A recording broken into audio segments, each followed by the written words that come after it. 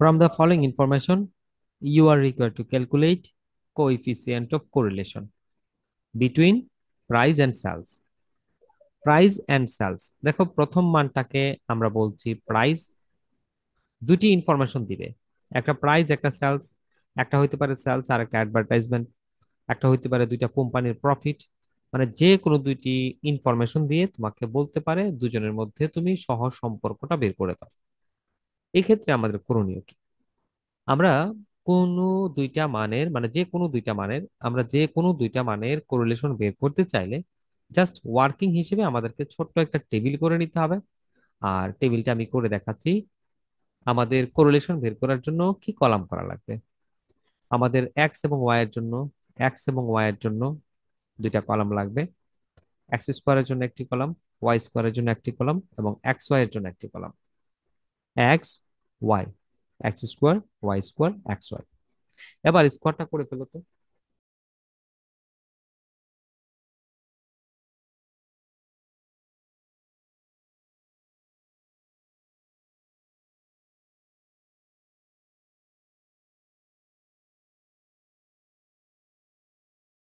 সবগুলা কলামের যোগফল লাগবে আমাদের। ভাইয়া x 82, 82।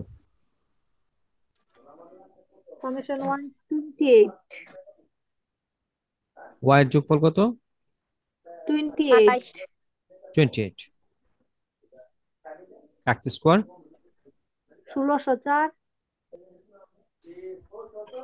1604। Y square 202, X Y X Y 402। 402। তখন তোমার করণীয় হচ্ছে জাস্ট এই টেবিলটা করতে হবে ওয়ার্কিং হিসেবে। এক্স ওয়াই এই দুইটা মান, প্রশ্নের দুইটা মান বসাবো। এক্স স্কোয়ার করবো, ওয়াই স্কোয়ার করবো, এক্স ওয়াই করবো, সবগুলো মানকে যোগ করব। সবগুলো মানকে যোগ করার পর আমাদের কাজ মূল সূত্রে, সূত্রে মান বসাইতে হবে, হয়ে যাবে। কোরিলেশনের জন্য এই ফর্মুলাটা শিখতে হবে। আমরা কোরিলেশনের ফর্মুলাটা লিখলাম। ফর্মুলাটা কি ছিল আমি একটু বলি। কোরিলেশন, কোরিলেশনের সাংকেতিক রূপ হচ্ছে আর, তুমি আর লিখতে পারো।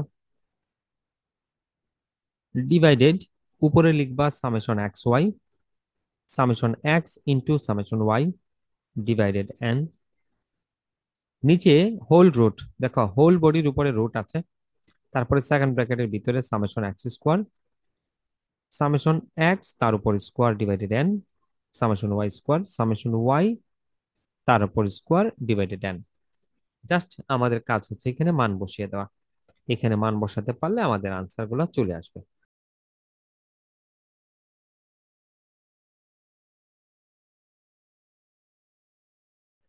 এন এর মান হবে ভাইয়া, আমাদের এখানে মান কয়টা ছিল?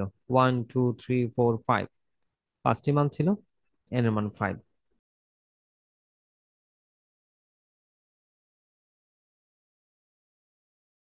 আমি এই মানগুলোকে ক্যালকুলেশন করি, তুমি একটু চেক করো।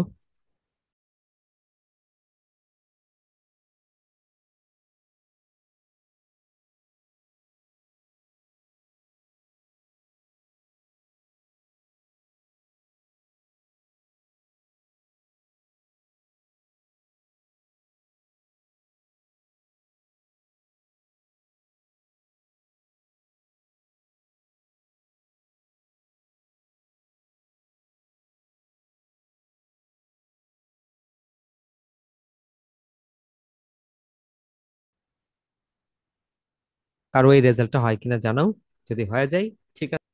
আচ্ছা, প্রশ্নে তোমার কাছে কি চেয়েছিল মনে আছে তো? প্রশ্নে তোমার কাছে কি চেয়েছিল ভাই, আমি প্রশ্নটা আবার একটু দেখি। From the following information, you are required to calculate coefficient of correlation between price and sales. দুইটা মানের মধ্যে আমরা coefficient of correlation যেন বের করি। আমরা correlation বের করে দিয়েছি, আমাদের কাজ কনফার্ম। এখানে দুইটা প্রাইস সেলস থাকতে পারে, ভিন্ন কোনো ইনফরমেশন থাকতে পারে। এই অঙ্কটায় এক্সট্রা একটা প্রশ্ন থাকতে পারে, এক্সট্রা প্রশ্ন থাকতে পারে। অলসো কমেন্ট অন রেজাল্ট, তোমাকে বলতে পারে যে ফলাফলের উপর তুমি মন্তব্য করো। তো ফলাফলের উপর যদি মন্তব্য করতে বলে, আমরা তো ফলাফল বের করেছি তাই না? কোরিলেশনের কাজ শেষ। এবার যদি তোমাকে মন্তব্য করতে বলে, তোমাকে আরো একটা ওয়ার্কিং করতে হবে। সেই ওয়ার্কিংটা কি আমি করে দিচ্ছি। ভাইয়া তোমাকে এই ফর্মুলাটা লিখতে হবে। কখন লিখবো এই ফর্মুলাটা? যদি আমাদেরকে বলে কমেন্ট অন দ্য রেজাল্ট, ফলাফলের উপর মন্তব্য করো, এই কথাটা যখন বলবে, এই প্রশ্নটা যখন তোমাকে দিবে, তখন তুমি কোরিলেশন বের করার পর তুমি বের করবা পিই। পিই মানে হচ্ছে প্রবাবেল ইরর, প্রবাবেল ইরর। এই ফর্মুলাটা লিখো, লিখে জাস্ট আমরা এখানে মান বসাবো।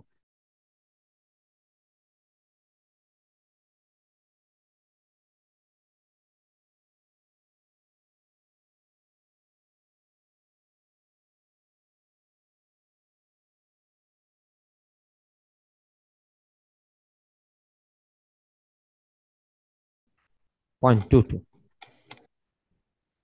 এরপরে তোমাকে আরেকটু কাজ করতে হবে। So 6 PE, 6 PE. এখন তুমি বলবা 6 পিই থেকে আসলো। অ্যাকচুয়ালি ভাইয়া এটা ফরম্যাট, এটা ফর্মুলা।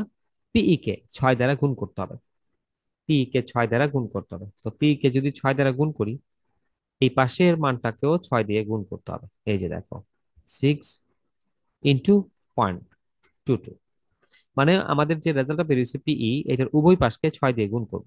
6 দিয়ে গুণ করার পর রেজাল্টটা কত আসে দেখি। 0.22 কে যদি আমি 6 দিয়ে গুণ করি, আসে 1.32, 1.32। আমাদের রেজাল্ট আসছে 1.32। ভাইয়া, মন্তব্য করতে চাইলে তোমাকে একটু জায়গা করে আসতে হবে। কি করতে হবে? প্রথমে আর এর মান যে বের করেছি, সেই আর এর মানটা দিয়ে তোমাকে পিই বের করতে হবে। এটা স্টেপ ওয়ান। পিই বের করার পর, পিই বের করার পর যে মানটা তুমি পেয়েছো সেটাকে 6 দিয়ে গুণ করে 6 পিই বের করতে হবে। আর 6 পিই যখন তুমি পেয়ে যাবা, তোমার কাছে যখন 6 পিই চলে আসবে, তখন তুমি মন্তব্য করতে পারবা।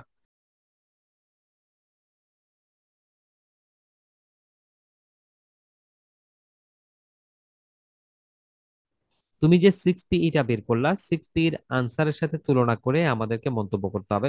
6 পিই আমরা বের করেছি 1.32, আর ওইদিকে আমাদের আর এর মান ছিল মাইনাসের, আর এর মান ছিল -5.3। আর এর মানটা ছোট, কারণ আর এর মানটা মাইনাসের। সিন্স আর স্মলার দেন, মানে আর ছোট than 6 PE, then the result is non significant. ফলাফল তাৎপর্যপূর্ণ নয়। সিগনিফিক্যান্টের বাংলা হচ্ছে অর্থপূর্ণ নয়, তাৎপর্যপূর্ণ নয়।